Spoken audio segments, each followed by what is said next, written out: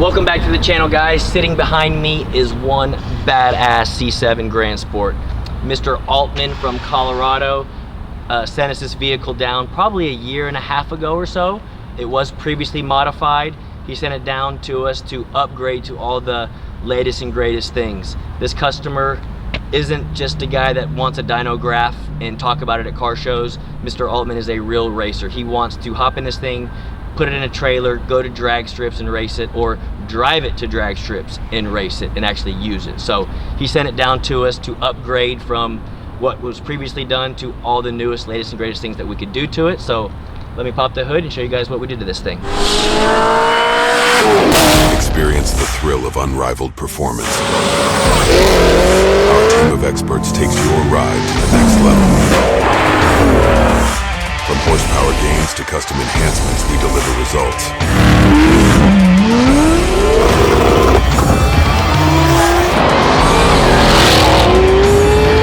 Late model racecraft.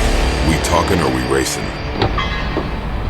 All right, so again, about a year and a half ago, I'll say I'm bad with time, Mr. Altman sent us this vehicle. Again, it was previously modified to upgrade to the newest, latest and greatest things. Before, it had, I think it was a F1A 94 head unit. It now has a F1X head unit. Same thing, intake manifold. It had a previous, just a ProCharger intake manifold. I think the engine was just a rod and piston engine. We went ahead and upgraded to a 416 cubic inch engine from our guys at LME. And then same thing with the cold piping. Back then, we would, man, this was when the car first came. It had all the ProCharger's original cold piping and a regular, we'll call it intercooler on it. Well, we upgraded to all of our custom cold piping, custom air to water intercooler. We have the ice tank in the back, and then even at something as simple as the ProCharger bracket. Guys, in the days when these things first came out, this bracket right here was very thin and it would flex really bad under high boost applications, having crazy belt problems. So we upgraded the bracket, upgraded to a 10 rib setup, and even for the port injection, back in the day we used to run a different ECM to control the secondary port injection. We went ahead and upgraded to the newest Holley. Other than that, I think it already had 15-inch wheel conversion on it. I think the transmission was already built. I think we freshened it up and did everything back then. He came into town. We took the car to the 8th mile drag strip. The car hauled ass. I don't know if he wants me to say what it ran, but it hauled ass, and he took it back to Colorado, drove it for a little while, raced it, and now, again, like I said, he races cars. He also races motorcycles a lot. He travels the country racing motorcycles, so he is finished playing with this toy, and now is going to move on to a turbo application for a C7 Corvette. So he decided to sell this thing to a customer in New York. So it is here now, which is now finished, just to give it a once over before we ship the car to New York, as well as we went ahead and pulled the engine out just to freshen it up to make sure that everything was in working order, to make sure the rings and everything is 100% fresh, so when the new customer gets it, he can hop right in it and do what Mr. Altman did and beat the crap out of it and have fun doing it. So all in all, this thing, I think we baselined, when did I stop? I think 12, I'll just say 1250, 1300 rear wheel horsepower is where we stopped on this thing.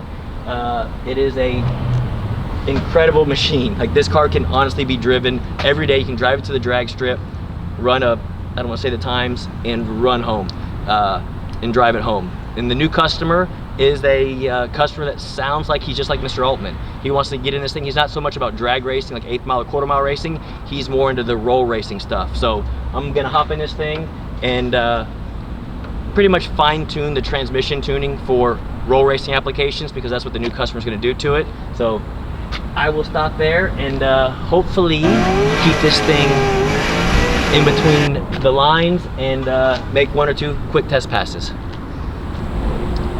As you guys can see, it does have a full cage in it.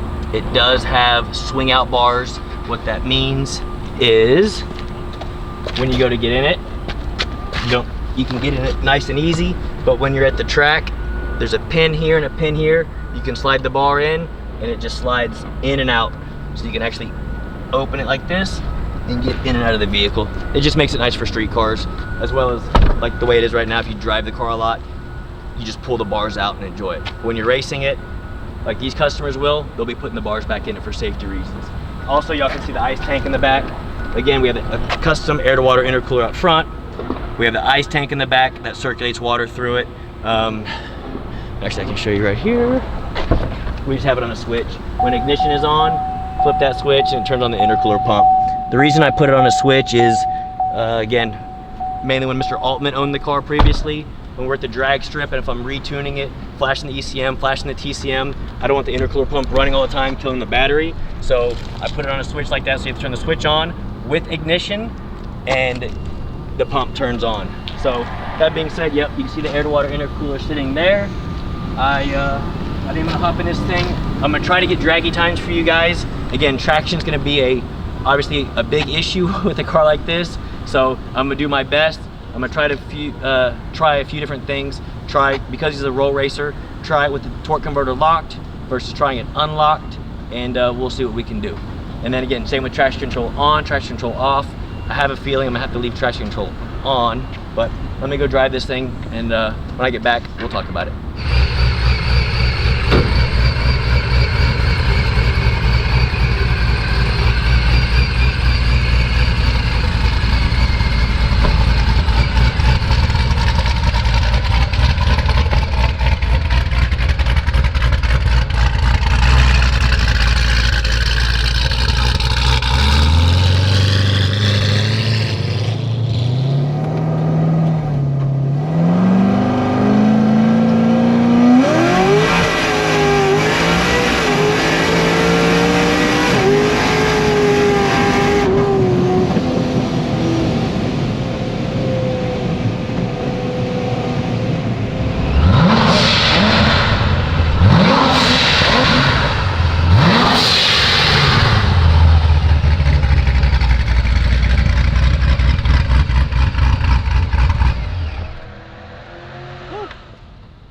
Alright, so the new owner, be ready to have your hands full.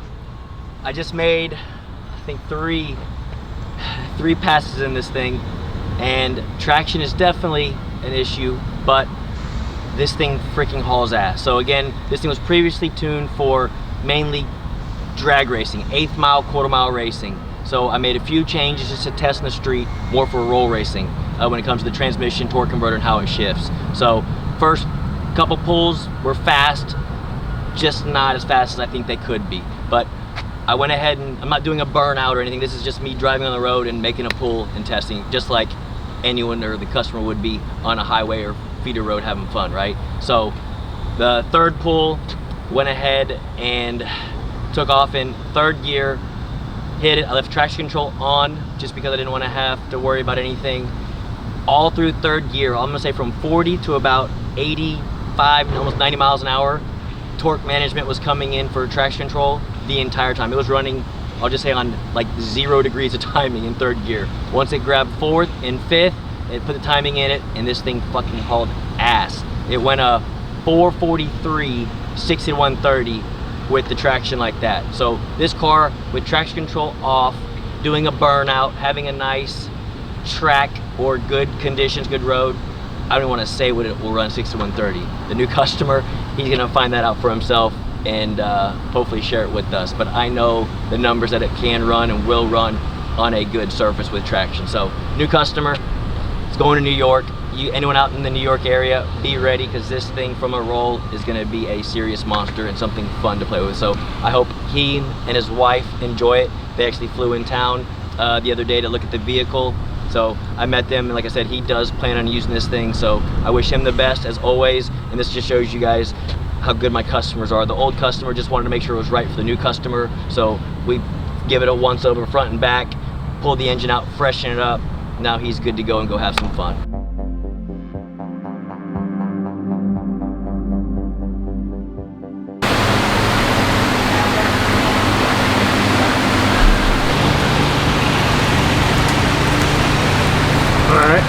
In.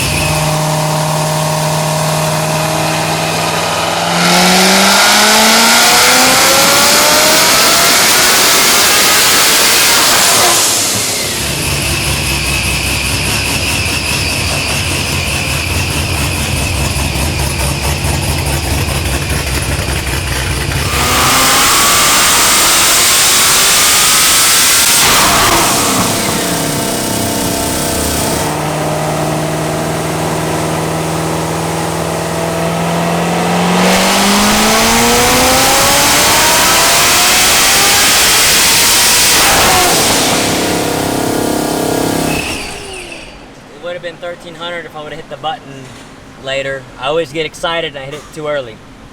But 1274 and it's 130 degrees outside, so we'll stop now.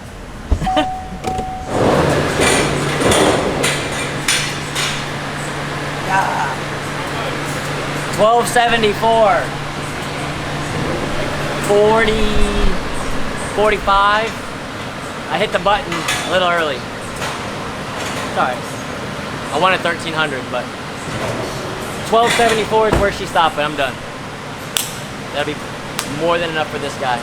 Dude, it picked up a lot in the mid-range.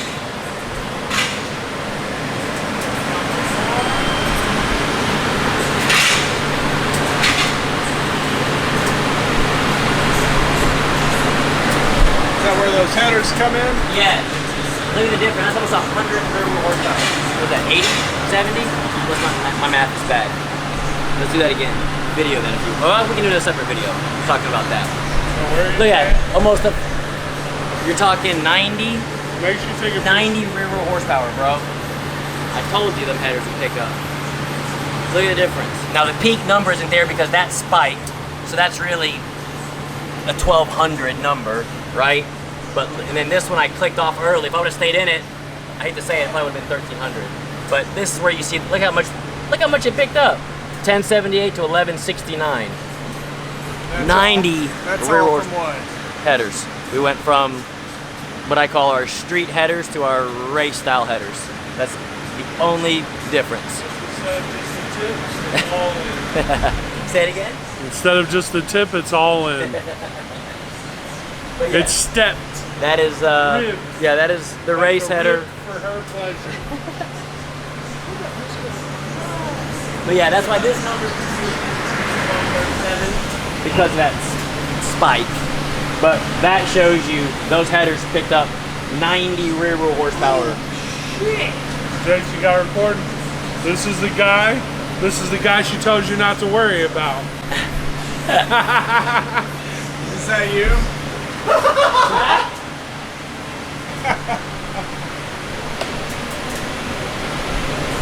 Need me to make you another home video? Thanks for watching this video, guys. If you're new to the channel, please hit that subscribe button. Give it a like if you liked it so far. And please turn on bell notifications for future content as we have cool stuff in the pipeline that you're going to want to see. And as always, please comment below.